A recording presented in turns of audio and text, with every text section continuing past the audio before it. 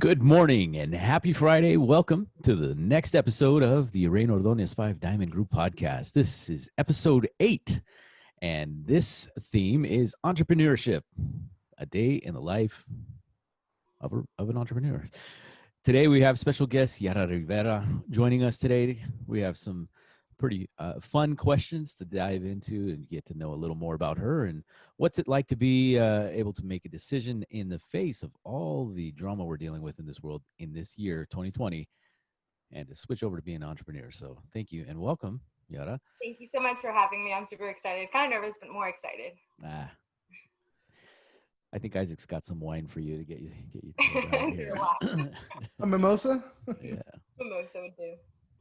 To get us started, let's take care of our formalities, get them out of the way with our stuff. We'll start off with the weather. We know that this week has been our hot drama, sticky, icky, kind of bottom of the barrel, everything that nobody likes about Vegas. 105. We're looking at Saturday and Sunday hitting 110, 11. So excessive heat warnings. Be ready. Keep the puppies inside. Everybody cool. Lots and lots of water. Easy on the alcohol because the heat really helps make things worse for you. I think there's also a wind warning happening this weekend too. Supposed to have some sort of like tropical winds of some sort. So yeah. That's that. Are you ready for that for this week? It's going to be fun. Definitely staying indoors. Seriously. Isaac, you got some numbers to share this week? I don't actually. Oh, okay. We'll wait for those then. He'll get those ready later. We know that COVID updates this week have been moving at a rapid pace, right? We heard in the news that and the what is it? The numbers they've been talking about has just been spiking here in the United States. Natural reaction to all of the openings that we've had. Have you guys encountered anybody that you know personally that has had the virus? I've actually had a client that we had to delay close of escrow because they were infected. And although they did have some effects, or they did have some symptoms and they did get a little bit sick, but it wasn't as bad. So thankfully. And I just got notice this morning we were going to be closing. Sweet. So they're good to go. Awesome. Yeah, that's one of the rare instances that we've seen firsthand of someone actually being affected in the real estate transaction as a result of being positive. Worst, kind of like in a sense, one of the worst case scenarios. You know, how close were you to closing, Isaac? Say that again. How close were you to closing? We were days away before when that happened. So days, right? Yeah, and then you had to delay it simply because of that. Yeah. But it's out of the control, and it's part of the risks, unfortunately, because like Yhara, you know, you deal with clients, and there's always that risk of exposure, unfortunately, and so same with us. So we're showing clients we don't know how we can get exposed. I've actually had 3 reschedules because they've all tested positive. Ooh. So what's your protocol? What do you do in that situation? I mean, I really can't do much just because I can't have them come in and expose myself and anyone else. So I completely understand it's not it's not in their control to do anything about it. So have them stay home, and then whenever it is that they feel better and they retest. I think the State Board of Cosmetology is actually requiring you to test twice before you can come in as a client. Mm-hmm. Yeah, that's amazing. I'm personally aware of several friends that have tested positive. We just got notice last night from our group of friends that the increase of activity has resulted in a lot more people getting positive with it. So far, nobody has been hospitalized as far as I know yet, but they've definitely had quite a number of positive numbers happening. So not the kind of positive thing you want. Seriously. Well, talking about numbers, I do have the numbers now. What are we looking at this week, man, for the real Alrighty. estate update? So we are looking at 823 new listings. We do have about 1,500 new or under contract. So about twice as much in contract from what we are getting new listings on, and 644 are sold. So definitely that is something that, again, we're seeing that deficit in new listings. There's still plenty of buyers out there. I know that our team is really swamped right now with multiple buyers, multiple contracts. And our biggest issue with our buyers are finding the right homes, and especially in certain areas. Wanted to talk about how there's a new report that came out saying that Las Vegas and North Las Vegas is the hottest areas to live in. That's the best, where buyers are getting the best deals. So, Right. Sorry, Summerlin. Sorry, Henderson. It's all But about. hey, it's exactly in our neighborhood, man. I mean, that's exactly what we're talking about. But, just give you an example. I got a new buyer in. She's looking in the 300s, trying to stay under 300. And her needs and her wants aren't really that specific or that out of reach. She wants an open concept. She wants 4 bedrooms. She wants a nice landscape backyard. And there just isn't that many listings in the area that she's looking for. So if you know anybody who's looking to sell, it's a good time. Yeah, listings are where it's at right now. Just trying to help sellers feel comfortable with the process and getting them signed into contract to be able to kind of get into their next chapter. Being able to do that balance of sell and purchase at the same time in this market is a wonderful opportunity, but it's one that requires some balance there, and that's just what some of these sellers are fighting against, right? Yeah. So Yhara, what's your take on home ownership? I've been homeowner for I'm going in 2 years next month. Yeah, August, it'll be 2 years, and I'm glad that I purchased my home when I did purchase my home, because it was great timing. Even though I would have wished I purchased my home back in like 2017, 2016. That way I would have a lot more equity, but I'm happy where I'm at right now. How much did your payment go from renting to like owning? I was renting for $1,250 and I'm paying $1,450, so only $200 for something that's yours, and you probably have $35,000 in equity now. And so that's the other thing. I mean, like, so your rent was only a $200 difference, and a lot of people say, well, I don't want to pay anything more. But now it's not just the $200 difference. That now you are paying $200 more towards your house, your future. House, yeah. And where we were living, we didn't have a backyard, so it was literally like, it was in the Northwest. It's a very cute home, but it was very petite for my family, or for my I have puppies, I have dogs, so we didn't have a yard, and that was hard. Now we own our home. We're paying only about $200 more, but we have a backyard for them. And your yard's beautiful, and you've been able to do some events, previous to COVID. Right. And it's just, it's something that you probably would never been able to do if I was renting, correct. Yeah, and comfortably. Mm-hmm. Yeah, you probably would have been cramped in the backyard. Yeah, no, we didn't have a backyard. We'd be cramped in the living room. Yeah. So definitely something towards the positive, right? Of owning, being able to do what you want to your house, because you guys went in there and remodeled pretty much everything. Mm-hmm. So it looks fabulous, and that's not something that you could have done with the landlord, even though, I mean, it wouldn't have benefited you guys at all to do that. It was just kind of wasting money. Right. Yeah. All right. Well, as far as real estate goes, I mean, we've seen mortgage rates hit another all-time low this week. We know that the moratorium for evictions and so forth on the commercial side have already started. For anyone who has not paid their rent, over the last couple of months as a result of COVID, the moratorium on that is going to be relaxed in September. So we're seeing, preparations and news in that arena to help folks know what to expect. I mean, if you're going to be, facing that, you definitely want to talk to an expert, and you definitely want to reach out to somebody who's going to help you. We are absolutely here to help you take what you'd have and figure out a way to get you into the next chapter. And that's something to be aware of.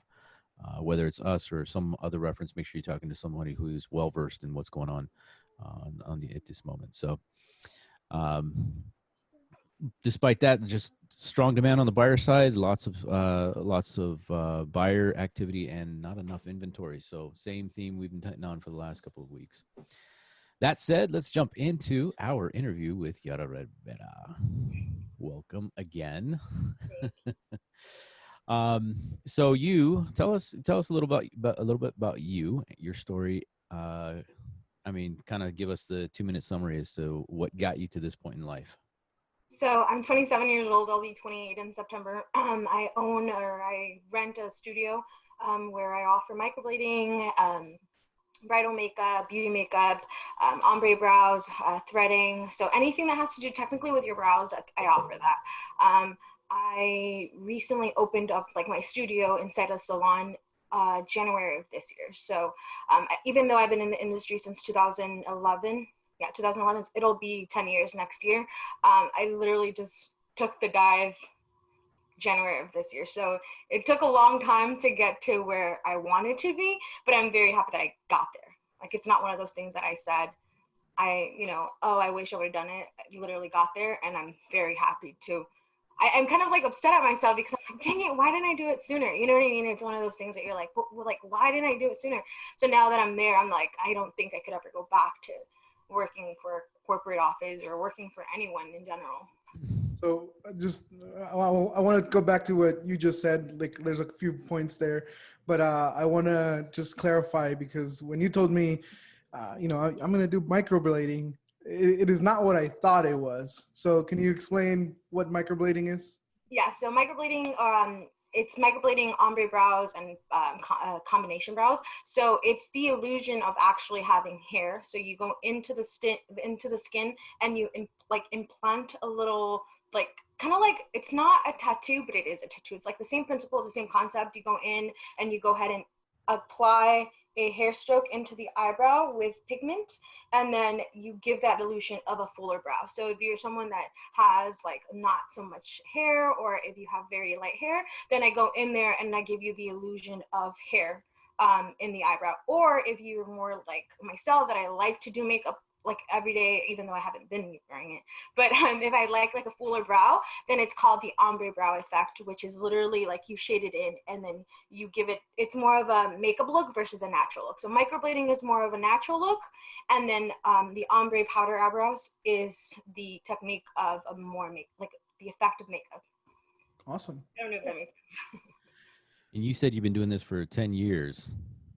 The makeup part of it. So I've been a makeup artist since 2011, and then recently in 2019, last year, 2019, I went ahead and took the courses for the microblading, and then that was March of last year. So I've been doing it for roughly a year and 6 months. And what were you doing previously? I was selling insurance. So I was selling insurance Monday through Friday, and then on the weekends I was doing more of bridal makeup, and then your typical we live in Vegas, so we did have a lot of tourists come into town for concerts, so I would do their makeup. So you were pretty good at doing insurance, so you really didn't have a need to look somewhere else, right? You were comfortable. Yeah, I was. I mean, it's a 9-to-5 job. I would come in. I did do sales, so I think sales does burn you out after a long time. But it's not something that it's for everyone, but if you like to talk to people and you like to talk, I think you can do it. I obviously like to talk a lot. So I think if you want to go ahead and do sales, I think it's such a good job for younger people, your first job into it. I think it's great because I started working for this major company back in 2013. I was 19. So from 19 to 27, I was doing insurance, and I lived comfortably. I was making decent money, but it was 9 to 5. And so that's the point, right? You had no need Right. to go. You had security of a stable income. You knew that you were going to get X amount of money at, you know, every paycheck. You know, that direct deposit hit your account. So you have all the comforts, all the, what most people want, right? Correct. And this is my favorite part. Yeah. This is And like, this is where I like just love to dive into.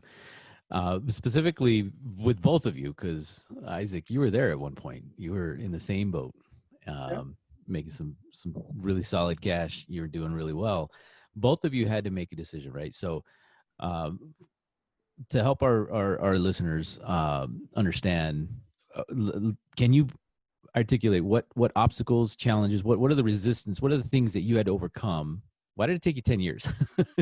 And what did you have to overcome, either mentally or even socially, amongst your group and friends and family? I think it was more of a mental thing, if anything. And I mean, like, don't get me wrong, like, being financially stable is a great benefit. That's like something that I wish, like, and I sit back and I'm like, you know what, why can't I be like everyone else and just be okay with like getting my check and being fine? But I think once I got myself into the mental state, and you have to talk to yourself. It's so weird because I'll literally sit there and be like, you got this. Like, why don't you do it? You know, kind of like the way I like to put it is when you're like cliff jumping. If you've ever done cliff jumping, you're telling yourself like, do it, do it, do it. But then something's holding you back from actually like jumping. That's the best way I can explain it, because it took me 10 years. And I did, I did think, like, I did have to tell myself, like, you know what, like, no, just, stop it. Just go to work, go 9 to 5, you get the weekends off, because I was working literally every day for the past 10 years. And it doesn't get exhausting with your family, because then they invite you out places and you're like, no, I can't go because I'm here, or I can't go because I have a client, or I can't go because, so it does get annoying to certain people, but to myself, I was just like, no, like, I want to do this. So I think it took me 10 years because of I never trusted myself. I wasn't like 100% confident with myself. So it had to take me so long for me to tell myself, like, okay, just stop playing around. I had a goal for myself that by the time I was 30, I didn't want to work for anyone. I was like, no, by the time you're 30, you're not going to work for anyone. You're 2 years ahead of that. Yeah. And so like now that I look back, it actually took me like I was telling my husband 2 days ago that I was at Starbucks, and the girl that was giving me my drink, she usually helps me, and she was like, so what do you do? Like, and I told her, and she was like, so are you like the owner? And it was the first time I've officially said, yeah, I am an owner. And she started asking me about it, and it felt so good to be like, yeah, I'm the owner. Like, I don't have to worry. Like, yeah, don't get me wrong, I have to like talk to my clients, but I don't have to worry about my boss checking up on me to make sure that I called 100 people a day. You know what I mean? So it was really refreshing and exciting to look back and be like, wow, yeah, it took me 10 years, and there was like obstacles in life that literally like could have unmotivated me, or could have said, don't do it. But I like, it's one of those moments that you're like proud, and like now that I'm saying, I'm like, dang, I did that. So you had to change your mindset. Right, 100%. And it took you 10 years to do that. Mm-hmm. But you gave yourself a deadline, and that was a line in the sand that said, by this point in life, I expect this to happen, and you force yourself into it. Correct. So you kind of had to trick yourself. Mm-hmm. And I think 2 years ago was when I was like, you know what, like, no, like, you have to do it. Like, you have to do it now. If you don't do it now, by the time I'm 30, 35, I'm going to be very unhappy, and I'm going to settle. And that's one thing that I've always like liked about myself, I guess, or not just myself, like others, people that don't settle. Not that there's anything wrong with settling, because there's people that don't have the same thought process that I do. I'm not okay with going to work 9 to 5, making an X amount of money, and then having to wait to have PTO to take time off. I'm not okay with that. Mm-hmm. So, and a lot of people are okay with that, which is fine, but I personally wasn't okay with it. And right. I'm happy that I don't have to worry about that. Yeah. So your values are, that's your value system. That's what you believe. You have a greater potential. Right. You felt limited, it sounds like. Is that what I'm hearing? Were there any negative Nancys in your life, people that put you down for your thoughts? Yeah, and that's one thing that I had to change. So it was, and actually it helped me for my benefit. The reasons why I left my longtime employer was because everyone in the office was very negative. And that helped me realize, like, I don't want to be in this environment every day. I don't want to hear your drama with your husband or your drama here, or, you know what I mean? I wanted to think outside. So I think it was like the environment itself where I was at, as far as like employment.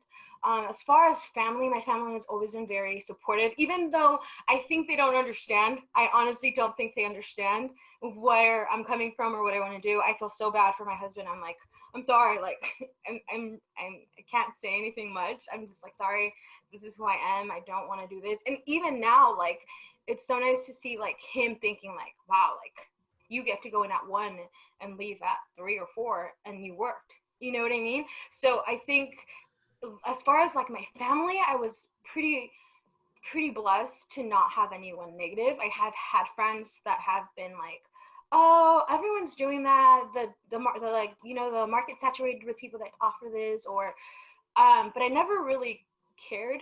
I know that sounds rude, but I've never really cared, because I'm like, well, I'm gonna try it, and if it doesn't work out, then at least I tried it and like got to see it for myself. So that reminds me of this quote here, and I want to share it with you. Everyone can tell you the risk, an entrepreneur can see the reward. So, you know, people are gonna try to demotivate you, trying to push you down, trying to say, well, you know, you're 1 in a million.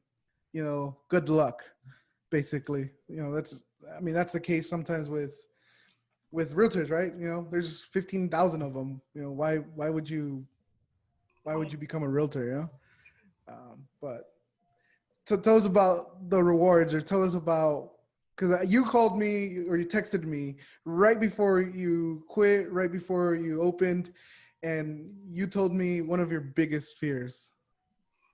I think I had a lot.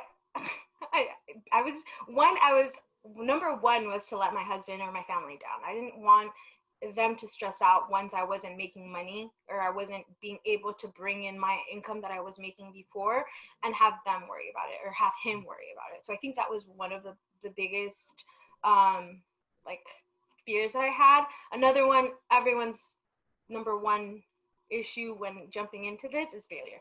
I didn't want to jump in and have these expectations for myself and then fail. And even though I'm fairly new, I'm like 7 months in, you know, I still think, but I don't let that get to my head. I'm like, no, like, even with COVID, like, interrupting me for like 3 months, you know what I mean? So I'm just like, no, like, if it does happen, which it's not, if it does happen where I feel like, hey, you know, I'm going to fail, I remove that thought from my head. So I think that was one. Like, I did not want to fail. I did not want to go back to my job, to my regular job. How do you define failure? That's a good question. Yeah, that's a really good question. I would say, you know, having perfect example, having a goal for myself and not even meeting half. Like, even if I made it halfway for that goal, then it's something, but not doing anything. Does that make sense? Am I making sense? You know, like, oh God, I'm telling you, like, that was a good question. Yeah, definitely. Because if you think about it, it's not really failing because you tried it. Exactly. You know what I mean? Now that you say it, I'm like, maybe there's no such I like that. I like that. It's not failing because you at least tried. And so the thing that we as entrepreneurs have to really analyze is our use of our words, because as you mentioned, you didn't want to be surrounded by negative people who are constantly talking about drama, who are all talked up in the hype about all this other stuff. They're being told how to think because they're busy watching, you know, right, whatever shows they're watching, right? And failure has got this big stigma to it. But, you know, what is failure?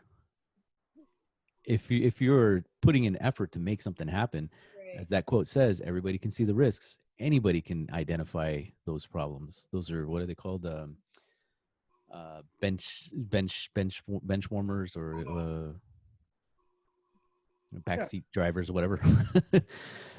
But you have a vision of what you can get to, and you can get there. And if you didn't get it the first time, well, you can keep trying. Mm-hmm. That's the beauty of it. And so one thing, you know, when it comes to entrepreneurship is the drive and the work that goes behind it, right? So it took you 10 years to get here, right? And you said it. There was days that you were like, I can't go out because I got to go to work, right? And that's the biggest difference that I see from, people that I know, including friends that claim to be entrepreneurs, but they will go out before they go to work, And so, and they've been stagnant. They haven't gone to a level where they would probably want to be, but because their priorities aren't there, right? And so that's something that, the reason I'm touching on that is because you told me you said that you were afraid that you weren't going to have any clients. Yeah. You told me, I am afraid that I'm going to open and have zero business. When is your next booking availability? August. August. I've been booking. I'm telling you, like, it's such a mental thing because, I was scared. I was like, okay, my doors are opening on January 1st. I need to have clients. And I'm not even kidding. I don't know if having the sales part of my experience helped me, because January when I opened, I was only working weekends. So I was only taking clients. I only had 4 days, I had 8 days, throughout the month that I was able to book. All of those days were booked in January. February, same thing. March, the first week of March was insane. And then obviously I had to close due to COVID.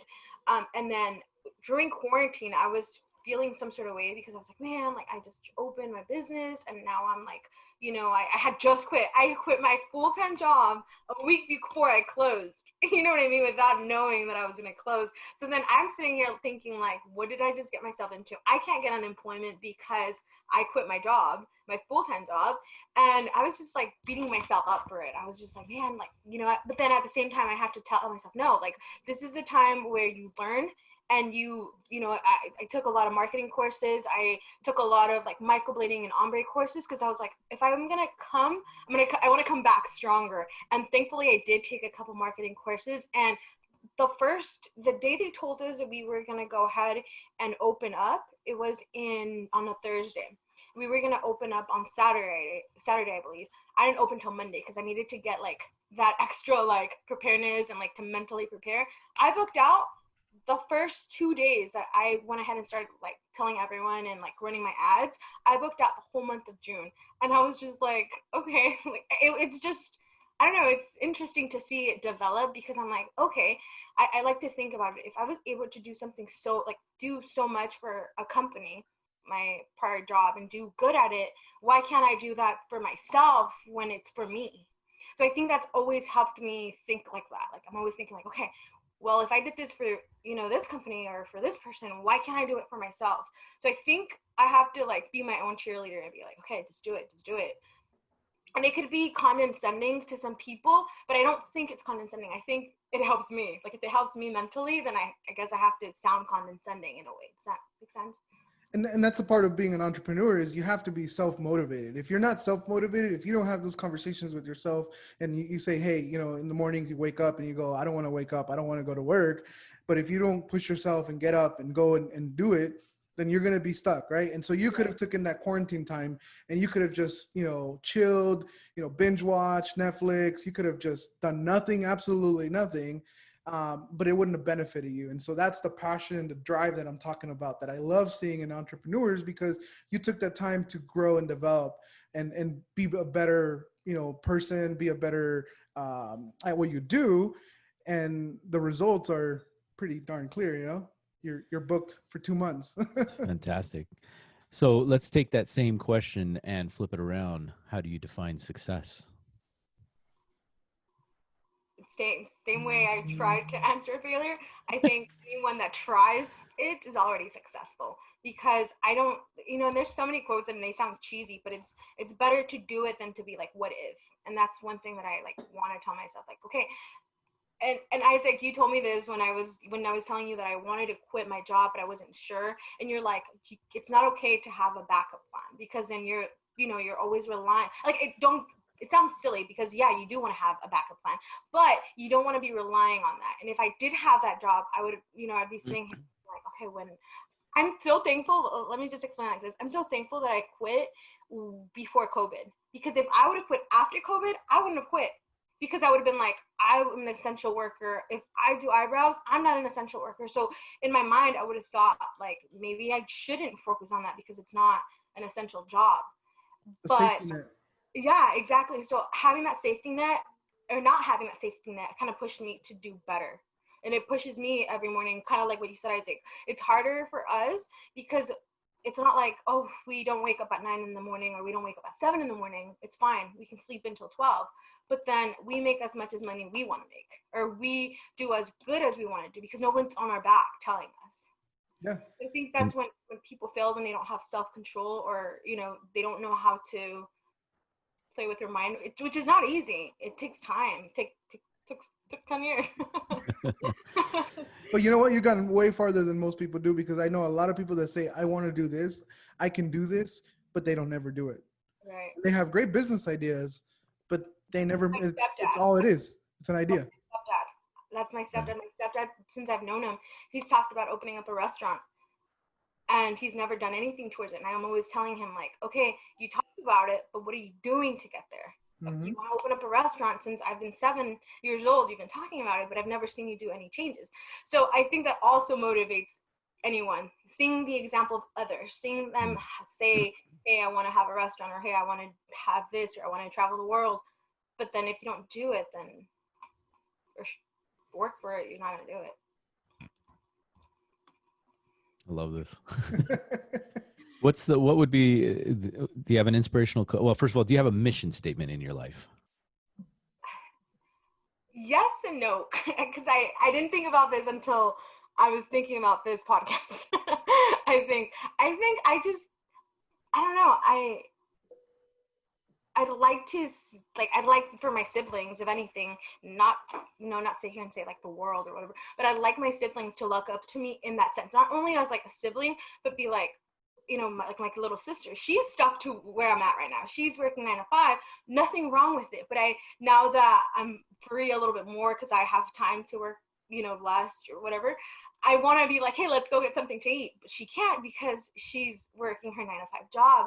So I'd like to motivate, if anything, if I can motivate anyone, my siblings, for them to think like, maybe I should do something for myself. Maybe I don't have to go to college for 12 years and, you know, be 70,000 in debt or whatever, and, you know, just jump for it, do it, and then whatever they're passionate about, do it, and then just continue to learn. Like, let's say, I know you guys pretty well, so I know you guys are well educated when it comes to something. But if you like to sew, I don't know, if you like to sew, then educate yourself on sewing, and learn about sewing. It doesn't matter how minimal it is, but read books or listen to podcasts. I love podcasts. I love, you know, like quotes, like you said. I think, was that the question? Your mission statement. It's quite a mission statement, by the way. No, just kidding. To motivate like my loved ones, not necessarily like the world. I don't want to sit here and be like, oh, I want to motivate the world. No, I want to motivate like my friends, or like, if anything, my family, for them to think like my stepdad. I want to motivate my stepdad to be like, okay, I'm gonna go buy a taco truck. I don't know. You know what I mean? Like something for them to feel like I motivated them or I inspired them to take that jump.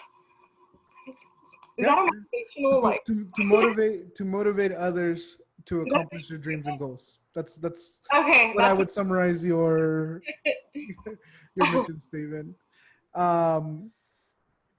Cool.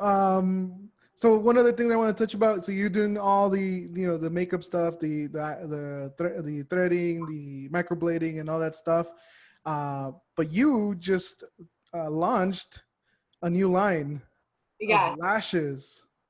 So my eyebrow business is called EdgyBrowsStudio. So I decided to keep the edgy and name my lash brand Edgy Lash. So I think that's such a cute name. I'm like, my siblings and everyone's like, you're gonna launch a water bottle, and it's gonna be like Edgy Water, you know, just to keep like the edgy.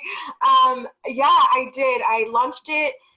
I want to say like a week and a half ago, and I think it's great. I would like to see it better, but again, I haven't given it 100% because I know it could be better. But you know, COVID coming in, like I was, you know, Isaac, you were supposed to help me film a video with the introduction and everything, but things happen, I understand, but it's doing good, and I was super excited, and I don't want to get off topic, but during quarantine, so before quarantine, actually back in December, I had a vendor reach out to me and tell me about like, oh, you should do this. And I've always loved I think anyone that's in the makeup industry or in the beauty industry wants to launch their own product. Anyone. I think anyone wants to. Thank you so much. And I wanted to go ahead and do something, but I didn't know what it was. And same thing, everyone's like, oh, that's, there's so many makeup palettes out there. There's so many this, there's so many, So I went ahead and contacted the vendor, and we started talking, and we started working on this. But because of COVID, it slowed down a lot of like the processing and everything, but it gave me more time to educate myself, learn about lashes, because not only, like I had mentioned before, I'm not essential. Like if we close again, I'm not essential. There's no source of income. So I told myself, you know what, I'm going to create this brand that I have I can sell online, and that's some sort of income for myself. So if things got worse or we had to shut down again, at least I have that coming in. Does that make sense? Mm-hmm. So I had to think that way, the creative way, but I also had to like think financially for myself. And you're killing it. You're doing amazing. I saw a couple of reviews from them, so the ladies are loving it. So nice. I think that's what makes it a little more exciting and a lot better, and motivates you and pumps you, because people are so nice. I haven't had anyone like negative. I prepare myself though. I know someone's gonna come and say something completely okay, because that's part of the process. Mm-hmm. But everyone's been so nice. So I shared it on my story, and a lot of people were like, he's like, is that the ones you wear? They were making fun of me for sharing it. But every weekend. It's not about wearing it or not. It's because I truly believe in who's promoting it and whose business it is, because I know that she wouldn't put her name behind something that she doesn't believe it's quality and worth it. So for me, that was, just good enough for it to be shared, even though I'm sorry, I will never wear it. Right. But, I believe that, you wouldn't put your name behind something that you wouldn't believe in. Correct.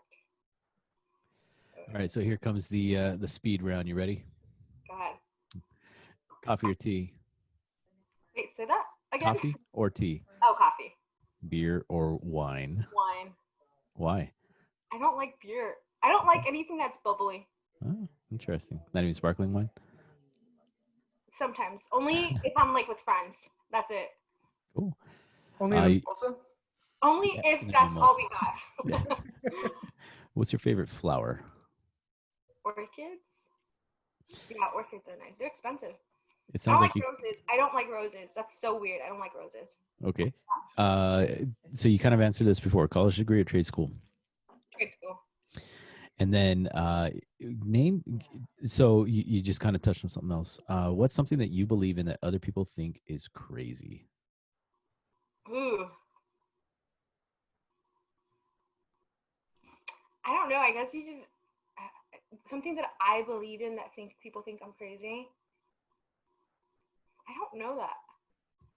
Like being an independent business owner? Oh, okay, yeah. Anything, it doesn't matter. Yeah, I think quitting your safe job and being an impulsive quitter. That's my thing. Yeah, my family is when I quit my job, they were like, "What were you thinking?" I'm like, "I'm not dealing with it." So yes, thank you, Isaac. If there was somewhere in the world, or anywhere really, that you could pick to live for the next, let's say 2-3 years, just to experience it, whatever, what would that look like? Either Australia or New Zealand. I love everything. I hopefully I can travel there soon. I can't go this year, obviously, but I want to go within the next 2 years before I'm 30. So everything's like within that period of time. What is it with 30 and women? What's the deal with that? The time we're 30, we're like over old. Like I heard, and it's not my 13 going on 30, but I have had a lot of my friends, like older friends, older than me, tell me that 30 is like where they feel like they're mature and they're happy where they're at. So I think, and 30, flirty, and thriving. I asked that question because that was part of the conversation I had to have with my wife with children. Like, it was super important that she had her kids before she was 30. That's exactly what I told my husband. I don't want any kids, but I told him, if you do want kids, they have to be before I'm 30. I'm not gonna have kids at 30. Oh, so should we be expecting something? No. Someone? And I mean, now that she's still not 30, I guess, for the last few years, but I mean, the the question I've always had is like, well, why is that a difference? Like, what's the difference between that day and the next day? I think when you're when you're in your 20s, you kind of have like an excuse, like I'm still young. And then by the time you're 30, it's like, okay, that's the time where I have to be mature, think about my retirement plan, have a house. You know what I mean? Like that's when you have to be like settled. I think that's what women think. That's what I think. Yeah. I mean, I agree. Men don't mature until like late 20s. Well, in this new generation, I would even push that number further. But I mean, I wasn't ready. I got married in my 30s, and I think it was. I agree with that statement. Like, there's a lot of learning that takes place in the 20s, especially if you got like this entrepreneurial mindset, or you know, you're trying to grow your experience, whether it's college or trade school. You know, you're just trying to get familiar and get your bearings around having your arms, the freedom. You know, taking responsibility for your freedom, right? And then you know, at some point you realize, okay, now I've got to start implementing these other elements of life, like responsibility. I agree. I think that's what it is. Yeah, that's cool. I think 30 is the new 20, and I think now that I'm over 40 is like the 30s. I agree with that statement because there's just so much to do. I mean, so much to do. And your mind is just at a different place than it was when you were 20. I think, although, you know, I think about myself when I was 19, 20, and I'm not the same person at all. You know what I mean? So I think it does something to your mind. Just like you said, maturity kicks in and you're like, oh, I don't think this way anymore. And I think that's okay. Oh, yeah. That's growth. And one of the things that I'm I guess you can say passionate about, but I really, really drive home at the end of the day is the growth mindset, right? So yeah, we learn a lot in our 20s, but don't stop growing. Don't stop learning. Keep that, you know, curiosity in place. Keep building that out because we can always expand. And I have a feeling that's what's affecting a lot of the people's decisions today in a lot of parts of life. So The lack of knowledge. oh, yeah. Well, I think people have a perspective that they can't change, and or they just don't recognize that they have the capacity to change. If they don't like something, if you don't like something, I mean, Yhara, you said it took you 10 years to finally convince yourself, but you have the power. Everybody has the ability of looking at ourselves from the corner of a room and saying, and looking at your own behavior and saying, is that who I like to be? Is that really who I am? And if you don't, well, what would you change? Right. And how would you do that? And I think that's what distinguishes us as different from animals, is that we have that power, we have the capacity, and it's unlimited. We have the opportunity to do pretty much anything we want. So it's not if you can or can't, it's if you want or don't. Yeah, or will. Yeah. Cool. Yhara, so to wrap things up, I think we're about done. Where can they find you? Where they can contact you? How can they get hold of you? So my phone number is 702 410-0020. Or you can go to EdgyBrowsStudio.com. Uh-oh. You can go to EdgyBrowsStudio.com, do Instagram at EdgyBrowsStudio_. And I'm located, obviously we're in Vegas, so I am off McLeod and Sunset, right across the street from Sunset Park. So I'm not too hard to find. Hey, you're on that side of town? Yep. Wow. And if any of the ladies watching interested in these eyebrows or the lashes, I'm sorry. Yeah, for sure. Wait, were you done? No, go ahead. No, yeah, if anyone goes ahead and books me through you guys, just tell them to use whenever they book online, and I'll go ahead and activate it on their this 5 diamond group, and then they can get $30 off any service. Awesome. And you had sent me a code as well for your lashes. So we'll add that in the description down below. So just make sure to check that out. We'll add all your contact information, and if you guys want to check her out, totally recommend her. She's our sponsor for today. Huh? Thank you so much for having me. I would totally send you guys like some lashes, but I'll probably send Jared some for his wife, but you know, it's not like you guys are gonna wear them. That means I got to take her on a date night. Yeah, seriously. That's not happening for a while. Sorry. We can do a backyard date night. Yeah, actually, that's a good idea. We'll have to do a Zoom, cocktail hour. So. Yeah, that would be cool. Jared's like gonna tell his wife, "I'm gonna take you out tonight." Takes her out to the backyard. Seriously, yeah. Well, I do the cooking and the cleaning and the making and the drinking. So, yeah, we can do that. Cool. Look forward to it. Well, anything else to add, Isaac? Any parting words of inspiration, Yhara? Yes, if you think you can, you can. That's my quote. Love it. Excellent.